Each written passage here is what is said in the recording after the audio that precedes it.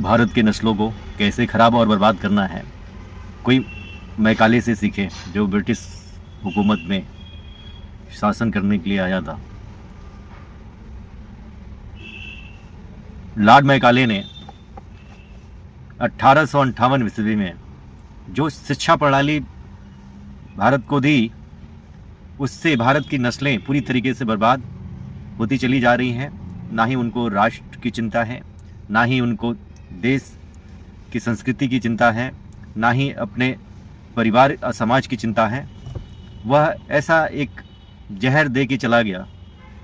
जैसे convent school के बारे में मैंने बताया, और रही बात चर्च की, तो चर्च में आप लोग खुद ही देखते हैं, या क्रिश्चियन जितने भी स्कूल्स और कॉलेजेस हैं, वह सिर्फ यीशु को महान बताते हैं, यीशु ही पूजने योग्य है। वह रिलीजन कहता है। धर्म और रिलीजन में जमीन आसमान का फर्क है। धर्म कभी ये नहीं कहता है कि आप जो है राम जी को पूजेंगे, शंकर जी को पूजेंगे, विष्णु जी को पूजेंगे, आदिशक्ति को पूजेंगे, सीता माँ को पूजेंगे, दुर्गा को पूजेंगे, काली को पूजेंगे, तो आप को जो है मुक्ति प्राप्त होगी। ये सनातन धर्म कभी नहीं सिखाता, ना ही बोलता है। सनातन सर्वधर्म सद्भाव की बात करता है। जो हमारा पंथ निरपेक्ष जो देश रहा है, इंदिरा ने इसको परिवर्तित किया इमरजेंसी काल में, 42वें संशोधन में। इमरजेंसी काल चल रहा था तो इतनी प्रताड़ना दी गई अपने नेताओं को, और संविधान का गला घोट करके इमरजेंसी के टाइम में इंदिरा ने देश के साथ बहुत बड़ा छल किया, और जो पंथ निरपेक्ष था उसको धर्म निरपेक्ष कर दिया, यानी कि सेकुलर कर दिया। जब धर्म के आधार पर बंटवारा हो गया, पाकिस्तान अलग मिल गया 1947 में, और कई बार संविधान सभा की जो है बैठक हुई। संविधान सभा की बैठक में ये बारंबार इसको कांग्रेसियों ने पेश करने की कोशिश करी, लेकिन इसको इनकार कर दिया गया कि धर्मनिरपेक्ष और सेकुलर शब्द संविधान में नहीं होना चाहिए। बाबा अंबेडकर साहब के संविधान में सेकुलर शब्द का कोई जिक्र ही नहीं था। इसी प्रकार अगर जाएंगे आप, तो ना ही हमारे यहाँ वक्फ बोर्ड का जो है जिक्र था। संविधान जो अंबेडकर साहब ने लिखी थी, जो बाबा भीमराव अंबेडकर साहब का संविधान था, उसमें वक्फ का कहीं पे जिक्र नहीं था। हाँ, चैरिटी शब्द का जिक्र था, जो कि 1954 ईस्वी में जवाहरलाल नेहरू ने ये वक्फ बोर्ड का मतलब संशोधन किया। उसके बाद से इंदिरा जी ने किया, राजीव गांधी ने किया 1984-1985 में, फिर नरसिम्हा राव की सरकार में जो है इसको पूरा पावर ही दे दिया गया। नहीं तो इससे पहले सिर्फ शिया और सुन्नी का झगड़ा चलता था, जो कि भाई धर्म के आधार पे बंटवारा हो गया तो माइनॉरिटी डिफाइन नहीं होता है, और माइनॉरिटी के लिए इतनी स्कीमें, इतनी योजनाएं, माइनॉरिटी अफेयर्स है, माइनॉरिटी हर चीज़, माइनॉरिटी डिफाइन नहीं है। लेकिन इन लोगों को भारत सरकार की हजारों योजनाएं, लाखों योजनाएं इन लोगों को जो है दी जाती है माइनॉरिटी के नाम पे, अल्पसंख्यक के नाम पे। अल्पसंख्यक कल्याण बोर्ड भी बना हुआ है। और ऐसे ही अगर स्टेट गवर्नमेंट की बात करें, तो स्टेट गवर्नमेंट में भी जो है हजारों लाखों योजनाएं ये लोग मुफ्त में ले रहे अल्पसंख्यक के नाम पे। और कहा गया है कि जो भी देश पे राज किया है, ये लोग कहते हैं ना कि हमारे पूर्वज जो है भारत में राज किए हैं, तो राज किए तो वो जो औरंगजेब ने जो धर्मांतरण कराया, जो तलवार के डर पे सलवार उतारे लोग, छोटे भाई का पैजामा भागते भागते जो करबला कांड हुआ, वो आप लोगों ने सुना ही होगा। जो हुसैन साहब थे, या हुसैन या अब्बास, या चाहे इनके मोहम्मद पैगंबर सल्लल्लाहु अलैहि वसल्लम साहब थे, तो ये जब करबला कांड हुआ, ये बहुत लंबी कहानी है, लेकिन हम अभी भारतीय संविधान और भारत अपना संकट में है। यहाँ पे जो भी अरबी नक्सलवाद है वो हावी हो चुका है। माननीय प्रधानमंत्री जी बारंबार ये कह रहे हैं। अभी आप लोगों ने खुद देखा होगा, कल की घटना है संभल वाली। संभल में क्या हुआ, यहाँ पे जो कि कोर्ट का आदेश था, माननीय न्यायालय के आदेश पे वो लोग गए थे सर्वे करने के लिए संभल में, और पुलिस वहाँ पे शांति भंग ना हो इस वजह से भाई पुलिस जाती है, वकील के साथ और अधिकारियों के साथ में। तो वहाँ पर ये लोग पत्थरबाजी करने लगते हैं। कम से कम 20, 25, 30 पुलिस वाले घायल होते हैं।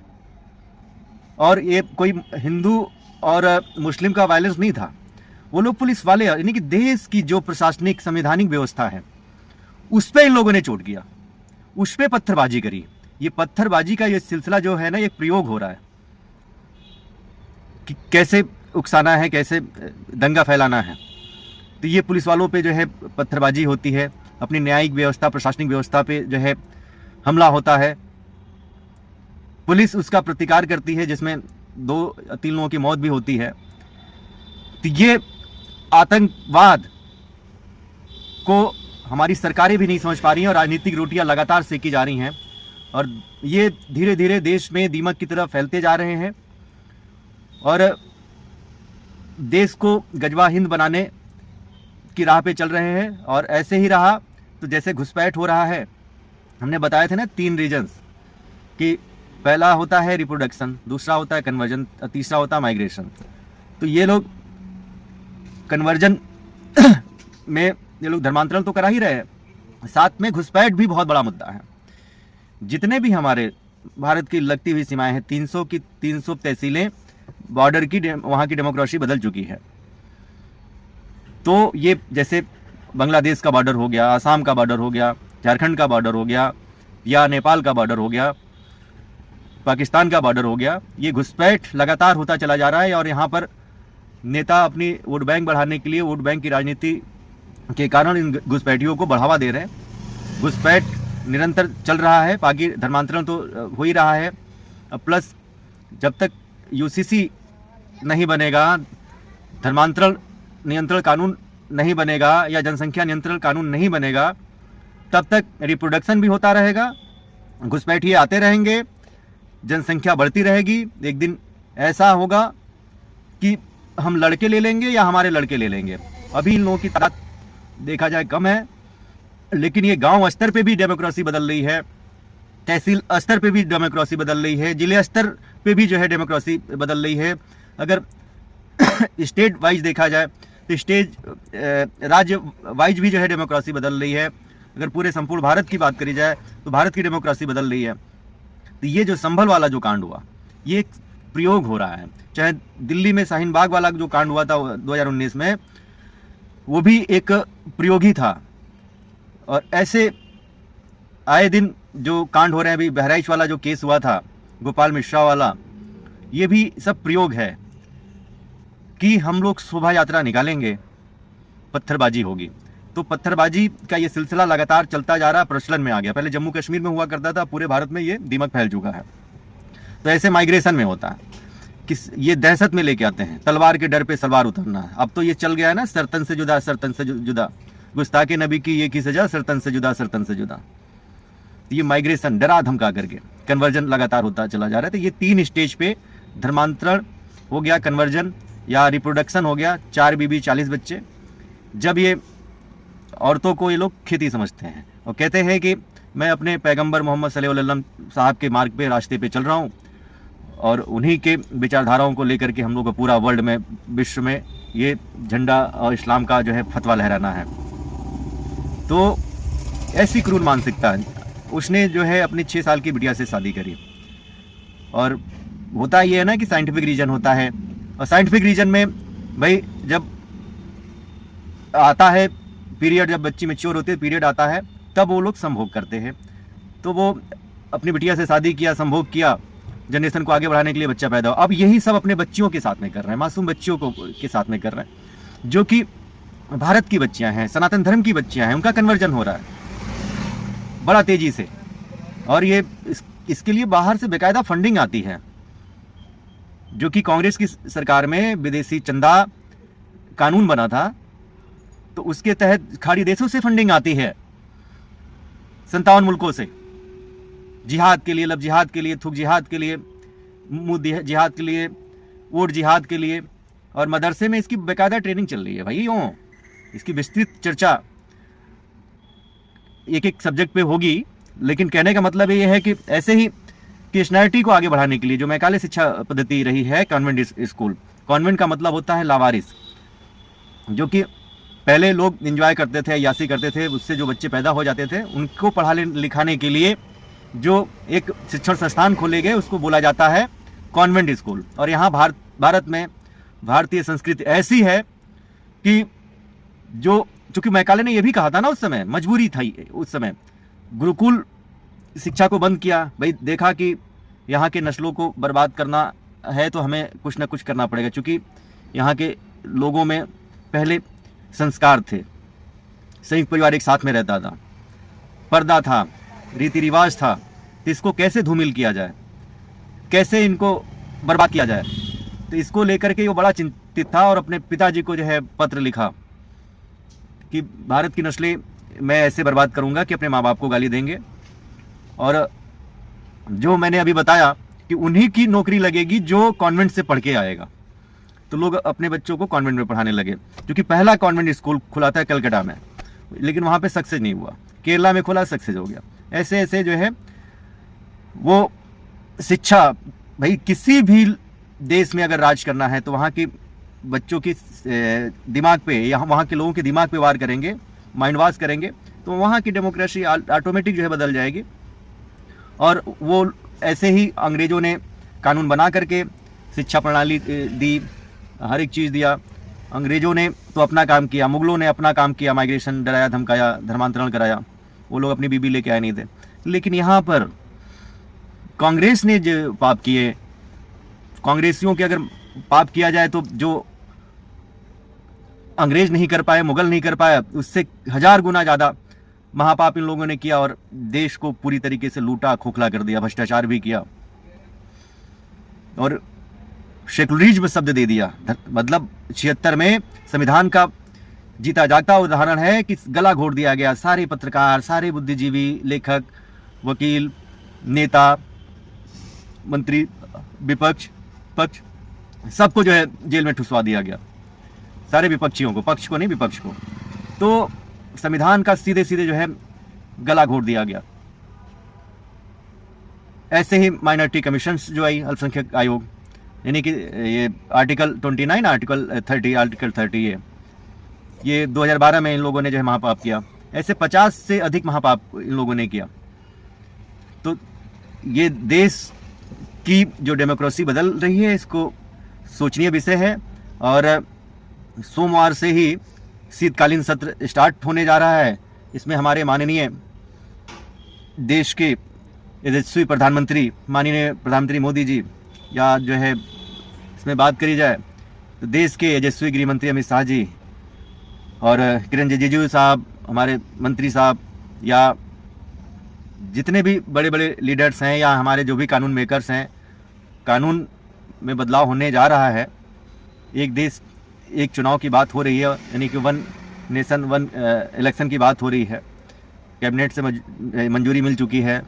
ऐसे ही वफाक बोर्ड को लेकर के जेपीसी का जो मुद्दा चल रहा है वो बिल पेश होने जा रहा है और कई कानून ऐसे फेरबदल होंगे।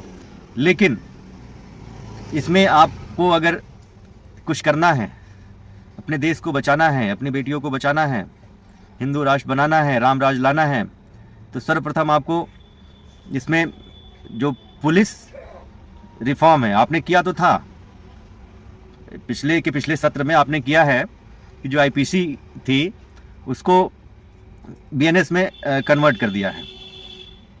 तो बीएनएस में जो कन्वर्ट कर दिया है तो वही बात हो गई ना कि पुरानी शराब, नई बोतल में पुरानी शराब, बस उसमें थोड़ा सा कंटेंट बढ़ा दिए गए हैं और थोड़ा सा वर्क बढ़ गया है। लेकिन बात वही हो गई ना कि नई बोतल में पुरानी शराब। इसका सीधा सीधा मतलब ये है कि उसमें अभी परिवर्तन की बात करी जाए तो वो परिवर्तन नहीं हुआ जिससे कानून का खौफ हो। रूस ने परमाणु बम क्यों बना रखा है? इसलिए बना रखा है ना कि जो है डराने के लिए। या बात करी जाए अमेरिका ने परमाणु बम इतने बना क्यों रखे हैं? डराने के लिए। चलाता नहीं है हर जगह। चाइना ने परमाणु बम बना रखा है डराने के लिए। तो ऐसे ही कानून, जैसे आप ये कानून बनाने से पहले आप पहले चाइना का कानून पढ़ लीजिए, दुबई का कानून पढ़ लीजिए, ये क्या बोलते हैं, सिंगापुर का कानून पढ़ लीजिए, फ्रांस का कानून पढ़ लीजिए, तब आप लोग इसमें परिवर्तन करें। और वो ऐसा नहीं है कि नई बोतलें पुरानी शराब को परोस दिया जाए। इससे जिहाद आप लोगों को देख रहे हैं लगातार बढ़ता चला जा रहा है, आतंक बढ़ता चला जा रहा है, अरबी नक्सलवाद बढ़ता चला जा रहा है। इससे अगर निजात पाना है, राम राज लाना है, बेटियों को बचाना है, सनातन संस्कृति और धर्म को बचाना है, भारत भूमि को बचाना है, आप चाहते हैं कि जो 1857 में हुआ वो फिर से ना हो, आप चाहते हैं कि जो 1947 में हुआ वो फिर से ना हो, आप चाहते हैं जो 1971 में हुआ फिर से ना हो, आप चाहते हैं कि 2047 में ये घटना जो है ना दोहराए, या जो 1990 या 1991 में कश्मीर में हुआ वो घटना फिर से ना हो, तो आपको एक कठोर से कठोर कानून यानी कि पुलिस रिफॉर्म करना पड़ेगा। Narco polygraph brain mapping test अनिवार्य करना होगा। चाहे वो नेता हो, मंत्री हो, सांसद हो या पुलिस हो, चाहे वो कोई भी अभियुक्त हो, तो वो अभियुक्त है, अपराधी है तो अपराधी है, जिसने क्राइम किया सबके ऊपर ही अप्लाई होना चाहिए। और दूसरा ये होता है कि जुडिशियल रिफॉर्म होना चाहिए। तीसरा ये है कि विशेष शिक्षा, विशेष स्कूल जो खोले गए हैं इसको बंद करना चाहिए। समान शिक्षा, समान स्कूल जो है खोला जाना चाहिए। और समान धर्म स्थल संहिता लानी चाहिए। विशेष जैसे वर्षिप एक्ट 1991 में जो कांग्रेसियों ने महापाप किए थे उसको पूरी तरह खत्म करना चाहिए। और जो भी हमारे धर्मस्थल हैं, जैसे अभी अयोध्या में आपने देखा था कि जो बाबरी मस्जिद टूटी थी, तो उसी समय इस कानून को बनाया गया था, कांग्रेसियों की सरकार थी। और फिर जो है अभी ये अपना काशी विश्वनाथ में ज्ञान वापी मंदिर वाली जो बात चल रही है, विष्णु शंकर जैन अधिवक्ता हमारे लड़ रहे हैं वर्षिप एक्ट को लेकर के, ज्ञान वापी वाला भी मुकदमा लड़ रहे हैं, प्लस संभल वाला जो केस हुआ है पूर्व में अभी। तो इसमें कहने का मतलब यह है कि विष्णु शंकर जैन जी का सबको सपोर्ट मिलना चाहिए। और ये जो मुगलों ने या जो है जितने भी प्राचीन ये लुटेरे आए थे, लूटे पाटे, धर्म के आधार पर बंटवारा हो गया, तो फिर यहाँ पे जब धर्म के आधार पर बंटवारा हुआ तो ये लोग अपना अधिकार जमा रहे हैं। और देखा जाए तो शिक्षण संस्थान पहले कितने थे, मदरसे या मस्जिद कितनी थी, अब कितना तेज़ी से जो है हर जगह मदरसा खुलता चला जा रहा है, मस्जिदें खुलती चली जा रही हैं, कट्टरवाद जो है फैलता चला जा रहा है, नक्सलवाद बढ़ता चला जा रहा है, अरबी नक्सलवाद, कट्टरवाद जो है बढ़ता चला जा रहा है। ये बहुत बड़ा चैलेंजेस है। तो कानून में जब तक जो है परिवर्तन नहीं होगा, जब तक कानून का खौफ नहीं होगा, ये ऐसे धर्मांतरण, ऐसे घुसपैठ, ऐसे जो है लव जिहाद, ऐसे भ्रष्टाचार, ऐसे हमने वही कहा कि ये नशाखोरी जो हो रही है या नशा तस्करी होती है, उस पर कानून लेके आना पड़ेगा। सारे जितने भी सांसद हैं हमारे यहाँ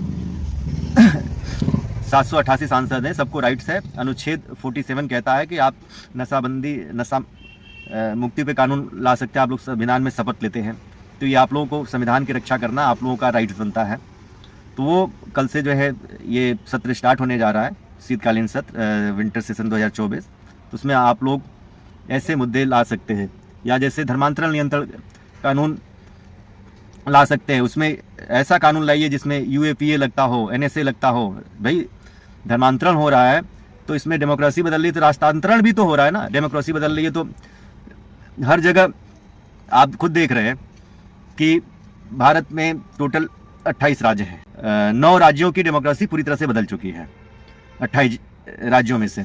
वैसे अगर बात करी जाए तो जिले वाइज अगर जाते हैं आप, तो जिले टोटल जो है 800 जिले हैं, जिसकी जो है भारत में 800 जिले हैं। और अगर जिले में अगर हम जाते हैं तो कम से कम 200-250 जिलों की डेमोक्रेसी बदल चुकी है। तहसील स्तर पे जाते हैं तो पूरे भारत में जो है 6000 तहसीलें हैं, जिसमें 1500 तहसीलों की डेमोक्रेसी बदल चुकी है। ऐसे अगर जाएंगे हम, पूरे भारत की लगती हुई सीमाएं जितनी भी हैं, 300 तहसीलें हैं, 300 तहसीलों की पूरी तरह से डेमोक्रेसी बदल चुकी है मान्यवर। और वहाँ पे कल को कोई भी सेनाएं जाएंगी, अगर गृह युद्ध भी छिड़ेगा तो जितने भी हाईवे हैं, जितने भी बंदरगाह हैं, जितने भी गाड़ियाँ निकलती हैं रेलवे की, हमारी ट्रेनें निकलती हैं, सब इन जिहादियों ने अपना मदरसा, अपना मस्जिद या जो है अपना वो सब वहाँ पे बस गए हैं। वहाँ की डेमोक्रेसी बदल रही है धीरे धीरे। चक्का जाम हो जाएगा, प्रशासन ना इधर जा पाएगा ना उधर जा पाएगा। फिर तभी तो अब ऐसी बारम्बार, या उसका छोटा भाई बारम्बार बोलता है कि 15 मिनट के लिए पुलिस हटा दो। अरे हम कहते हैं 15 मिनट के लिए नहीं भाई, आप 5 मिनट के लिए अरे 5 मिनट के लिए नहीं भाई, आप कोशिश करो और चैलेंज करो और बुलाओ, आमने सामने आओ। हम तो आपको मौका देते हैं कि 3 मिनट का, 3 मिनट में आओ, जो है जोर आजमाइश कर लो, दूध का दूध पानी का पानी हो जाएगा। तुम लोग का जो तलवार के डर पे सलवार उतारे हो, डरपोक हो तुम लोग, झुंड में आते हो, तो आओ अब जो है हम लोग भी अब एक हैं, आओ और आओ जो है चैलेंज करके लड़ते हैं। 3 मिनट में तुम लोग का जो है नस्लें न बर्बाद कर दिया गया, तुम लोग को मिटा न दिया गया, तो बताना। मतलब बहकाते हो सबको, पत्थरबाजी करते हो, पुलिस के ऊपर पत्थरबाजी हो रही है। खुलेआम लड़ना चाहते हो तो खुलेआम लड़ो। अब ये जमीनी स्तर से तुम लोग काम कर रहे हो। तुम लोग अभी माना कि अब यहाँ की सनातनी लोग जगह हैं या हमारे बुद्धिजीवी लोग जगह हैं, हमारे नेता लोगों को अब सचेत हो रहा है, जो उन लोगों के ऊपर बीत रही है। तो आप लोग इस पे जो है जल्द से जल्द बिल लेके आए, कठोर से कठोर कानून बनाए, यही मेरा आग्रह है। नहीं तो हमारे यहाँ ना बेटियां बचेंगी, ना हमारा समाज बचेगा। समाज वैसे ही शिक्षा के कारण दूषित हो चुका है। ना ही हमारा परिवार बचेगा, जो आप लोग रोज दिनों रात कमा रहे हैं, अपना घर बना रहे हैं कि एक एक पैसा जोड़ करके कि हमारा जो घर बनेगा, हमारे बच्चे इसमें रहेंगे, हम बच्चों के लिए कर रहे हैं। तो बच्चों के लिए आप नहीं कर रहे हैं, आपके आंख पे पट्टी बंधी हुई है। मैकाले ने जो किया था वो पट्टी बांध दिया है और आप लोग उसी में उलझे रहते हैं। लेकिन वो लोग अपना जमीनी स्तर पे कार्य कर रहे हैं, जिहाद में लगातार दिनों रात लगे रहते हैं। और आप लोगों के जो है दिनों रात 5 टाइम बोलते हैं कि अल्लाह के अलावा कोई दूसरा पूजने योग्य नहीं है, और आप अभी नहीं समझ रहे हैं तो आपके घर में घुस करके आपकी बेटियों को उठा के लेके जाएंगे, धर्मांतर कराएंगे। हो ही रहा है। अभी आप लोगों के ऊपर, कुछ लोगों पर बीती नहीं तो नहीं समझ रहे, जिनके ऊपर बीती वो लोग जाग चुके हैं। तो वही घंटा बजाना जो है मुश्किल हो जाएगा मंदिर में या घरों में। वो तो कह रहे हैं कि आप करो, आप हमारे लिए कर रहे हो, मेहनत कर रहे हो। हमारी डेमोक्रेसी जैसे बदलेगी, वो घर हमारा हो जाएगा, वो संपत्ति या बंगलो गाड़ी सब हमारी हो जाएगी। अभी बांग्लादेश वाला कांड नहीं देखा है आपने, जो है 2.5 महीना पहले, 2-2.5 महीना पहले, या अफगानिस्तान वाला केस नहीं देखा था क्या, श्रीलंका वाला नहीं देखा था क्या? तो ये जिहादी जो भी हैं वो उनके जो पैगंबर हैं उनके रास्तों पे चल रहे हैं, चाहे आप उनके लिए कुछ भी कर दीजिए, लेकिन वो उनका विश्वास नहीं जीत सकते। तो लिहाजा आप लोग कानून बनाइए, और देश को रियली में बचाना है तो एक अच्छा कानून बनाना पड़ेगा। कानून का जब तक खौफ नहीं होगा, कानून का डर नहीं होगा, कठोर कानून बनेगा तभी कानून का खौफ होगा, कानून का डर होगा। आप ब्रह्मास्त्र हमेशा हर जगह नहीं चलाते हैं, या जो आपने परमाणु बम बना रखा है हर जगह हमेशा नहीं चलाते हैं, लेकिन वो डराने के लिए। वैसे कानून में भी परिवर्तन करिए, कठोर कानून बनाइए, कानून का खौफ होगा, कानून का डर होगा, क्राइम फ्री हो जाएंगे। और ये जो भी घुसपैठी आ रहे हैं, जो भी उन लोगों को जो पनाह दे रहे हैं, उनके ऊपर NSA लगाइए, UPA लगाइए, तभी जो है भारत में शांति होगी और सद्भावना आएगी, तभी आप विश्व गुरु कहलाएंगे। जय हिंद, वंदे मातरम, भारत माता की जय।